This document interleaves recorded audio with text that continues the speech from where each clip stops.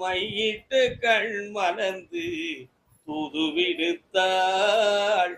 காதல் மழை பொழியும் கார்முகிலாடிவள் காதலன் நான் இருக்க பேரெழிலாய். இன்னொரு தரம். நல்ல மாதவி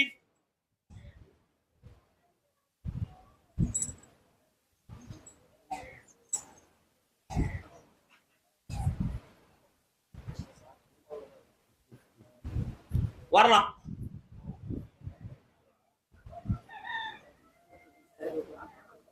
பிள்ளையனுடைய மனதை பார்த்தேன். அடிக்கடி தூது போய்கிட்டே இருக்கு.